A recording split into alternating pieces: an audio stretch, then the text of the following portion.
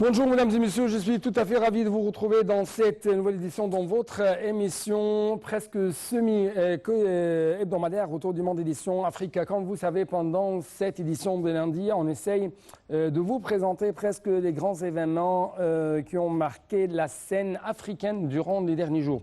Je dois même vous promettre que dans la deuxième partie de cette édition, nous allons vous présenter presque qu'est-ce que s'est passé dans la conférence tenue ici en Égypte, dans la nouvelle capitale administrative, par l'Afrixbank et bien sûr avec la participation et l'assistance du président égyptien Fattah al-Sisi.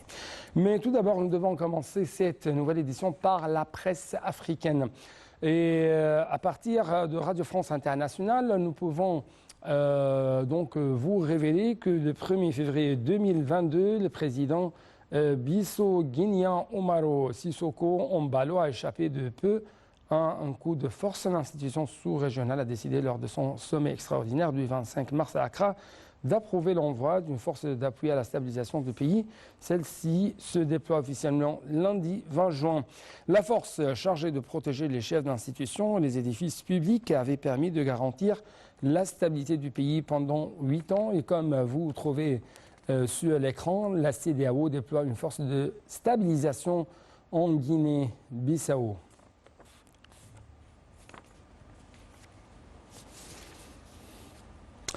À partir du site internet d'Afrique.com, nous pouvons lire 2 personnes ont perdu la vie et 6 autres blessés par des hommes armés qui ont ouvert le feu sur un bus dans le sud du Rwanda. Les assaillants sont soupçonnés d'appartenir au groupe rebelle FNL. Le mouvement dont Kigali a attribué la paternité à l'opposant Paul Rusesabagina est accusé d'avoir mené des attaques meurtrières au Rwanda en 2018 et 2019. Cliquons sur le site internet de Jeune Afrique. Nous pouvons lire, avant même le début effectif de la campagne électorale, le climat politique a brusquement empiré vendredi 17 juin au Sénégal. Des heurts ont éclaté à Dakar et en Casamance entre forces de l'ordre et manifestants, alors que la principale coalition d'opposition, Yomi Askanoui, appelait à une mobilisation populaire contre l'invalidation des candidats titulaires de sa liste nationale. De ce scrutin législatif, Macky Sall a dit attendre une nette victoire. Et comme vous trouvez sur l'écran, Jeune Afrique a titré législative au Sénégal, sur qui compte Macky Sall pour s'assurer la victoire.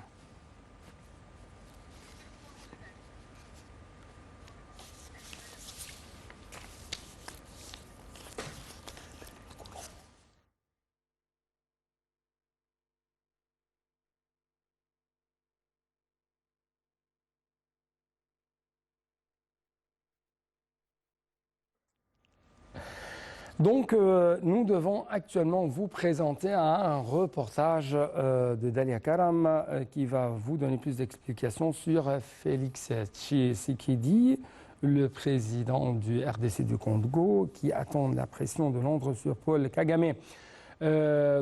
Face à ce qu'elles considèrent comme l'invasion de leur territoire par le Rwanda, les autorités congolaises sollicitent l'aide de Londres. Le président congolais a appelé le Premier ministre britannique à faire pression sur le président rwandais Paul Kagame pour qu'il rappelle ses troupes qui ont envahi l'est du Congo. Les explications tout de suite.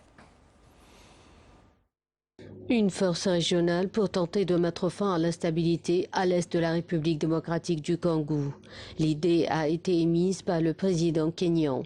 Vendredi, Kinshasa a posé sa principale condition, l'absence des soldats rwandais de ses effectifs. Pas une surprise, Kigali étant accusé par les autorités congolaises de soutenir les rebelles du M23 qui ont pris lundi le contrôle de la localité de Bunagana à la frontière avec l'Ouganda.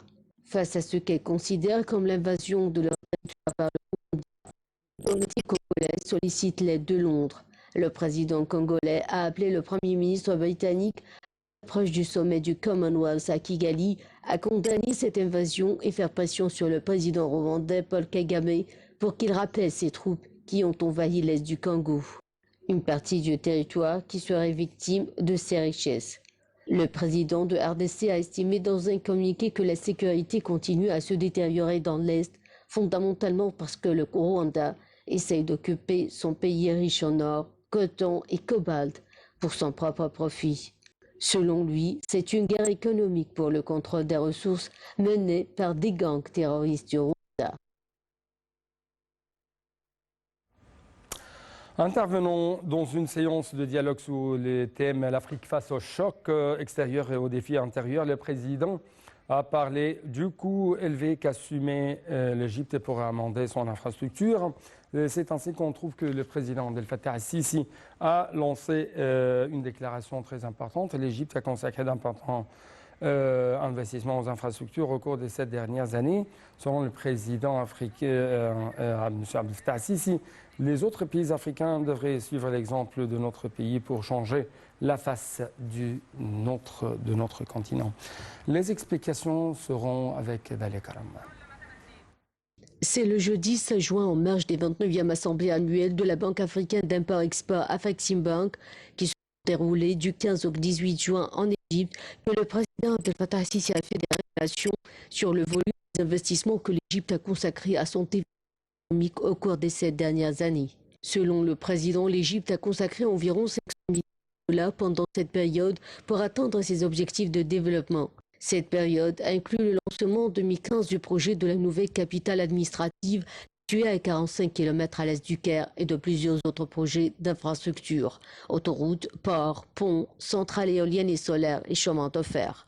Le président a surtout insisté dans son discours sur les investissements à faire au niveau des infrastructures qui doivent être développées pour changer le visage du continent africain. Les infrastructures en Afrique doivent être prêtes pour le développement, a-t-il souligné. Il a insisté sur le fait que l'Afrique ne pourra surmonter ses problèmes de développement qu'en réalisant des infrastructures qui contribuent à l'intégration continentale. Et vu les capacités financières faibles des pays africains, le président al-Sisi a souligné la nécessité de la mise en place de mécanismes de financement afin que le rêve de l'Afrique 2063 puisse devenir réalité. Toutefois, pour y parvenir, la stabilité de la sécurité est une condition essentielle pour réaliser des investissements économiques dans les pays africains.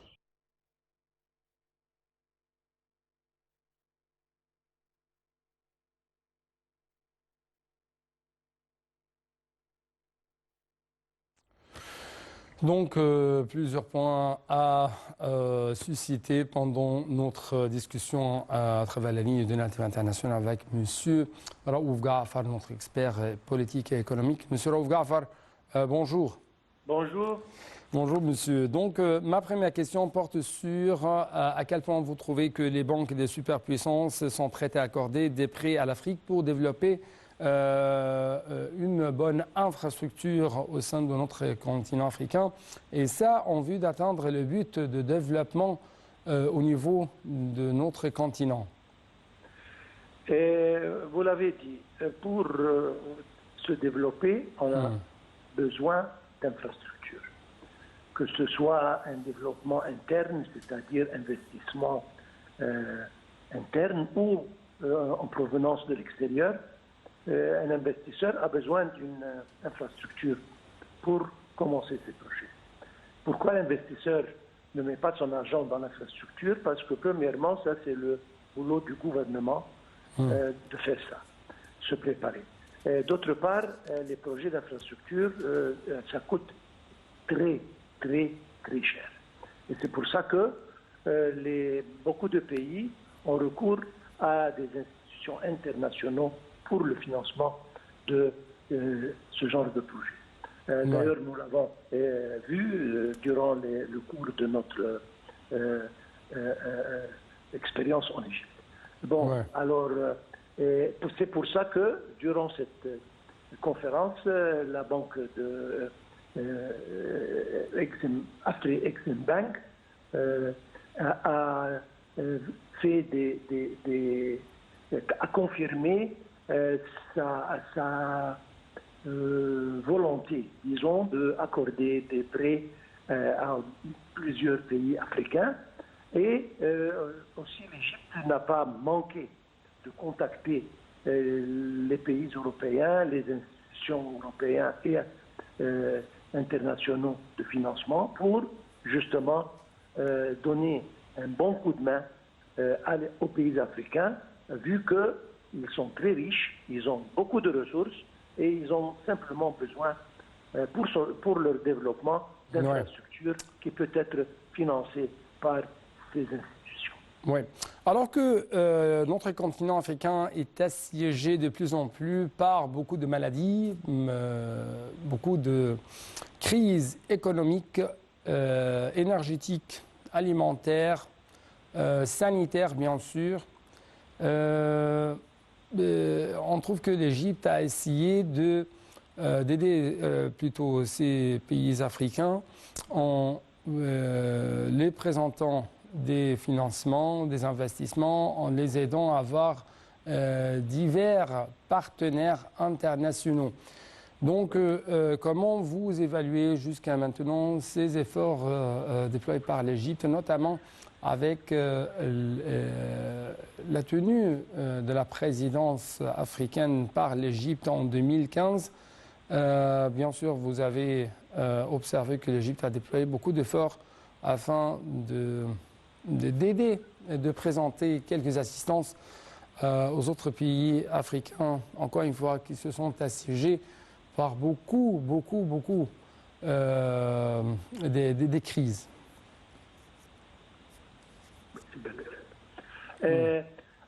Premièrement, il faut savoir que le continent africain, c'est un continent riche.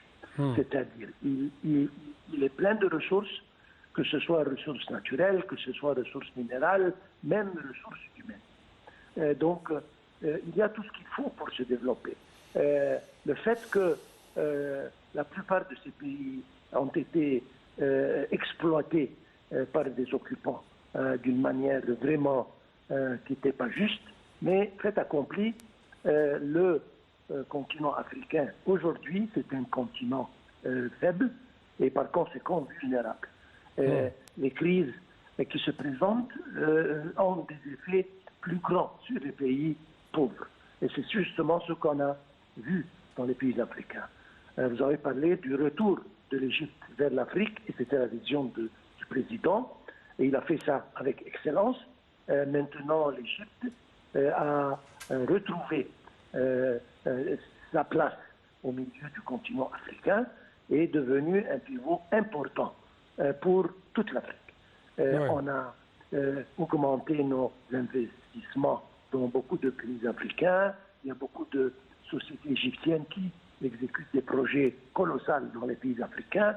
On a aidé à établir la sécurité et paix dans les endroits, dans beaucoup d'endroits, si je peux dire, qui avaient vu des conflits, etc. Parce que, encore une fois, paix et sécurité, c'est une chose essentielle pour le développement. Donc l'Égypte n'a pas tardé à même à aider les pays africains. Nous avons vu durant l'expérience du Covid comment l'Égypte a contacté les producteurs internationaux pour envoyer des vaccins, comment l'Égypte a donné des vaccins et des aides médicaux aux pays africains. Même la production locale des vaccins, une grande partie va vers les pays africains. Donc, sur le plan africain, l'Égypte a été toujours présente et prête à aider toute l'Afrique. La technologie égyptienne est à la disposition des pays africains pour que le continent soit un continent intégral et qu'on commence à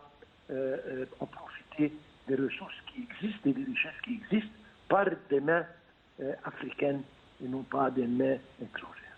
Oui. Jusqu'à quand le problème du manque d'infrastructures et le problème de l'insécurité, de l'instabilité reste un obstacle devant l'application de la zone de libre-échange en Afrique? Sécurité et stabilité, bon, c'est une affaire interne, c'est-à-dire beaucoup de pays africains qui qui souffrent de problèmes ethniques, etc. Et il y a d'autres pays qui souffrent du terrorisme et du fanatisme.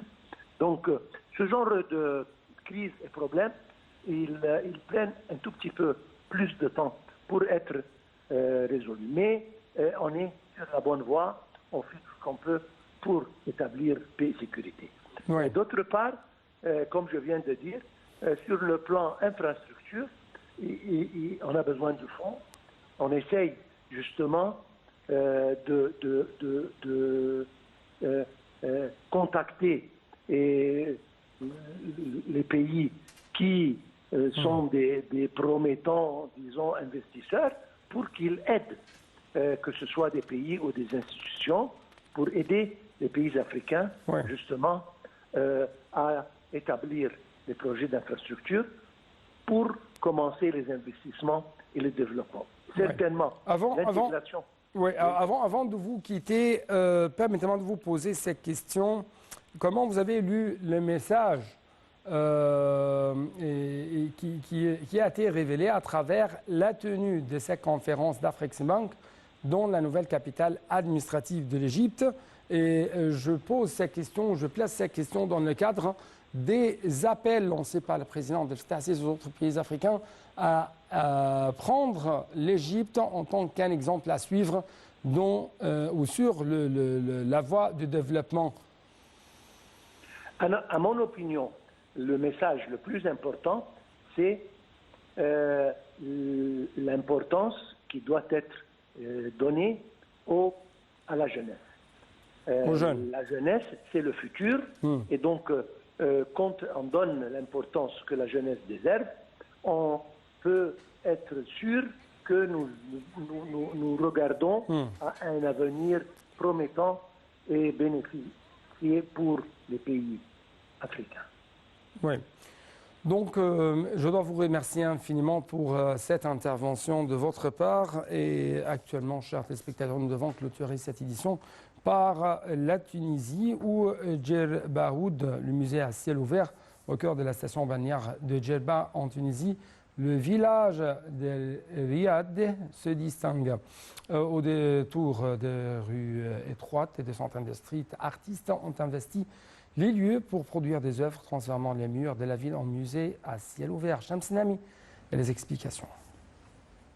Djerba Oud, c'est un village dans lequel à peu près 150 artistes, même un peu plus, qui sont venus d'exprimer ici. Ce sont des artistes du street art. Il y a 34 nationalités d'artistes qui sont venus s'exprimer dans un village qui a 2000 ans d'histoire. Donc, un village qui est lourd de sens, explique le galeriste et organisateur de Djerba Oud. Djerba Oud a commencé en 2014 lorsque Mehdi Ben Cheikh a soumis le projet aux habitants du village. À travers les œuvres, les visiteurs découvrent le dynamisme culturel de l'île à la manière d'un tourisme alternatif et durable. Le but de ce projet a été de créer une nouvelle façon d'exposer l'art urbain, de créer un musée, un vrai musée, avec des cartels, avec une certaine lumière, avec des œuvres, avec une scénographie. Tout ça et créer aussi une dynamique. En fait, donner ce musée aux habitants et qu'ils se l'approprient pour que ce musée devienne presque leur fonds de commerce. Chaque édition présente son lot de nouveaux artistes.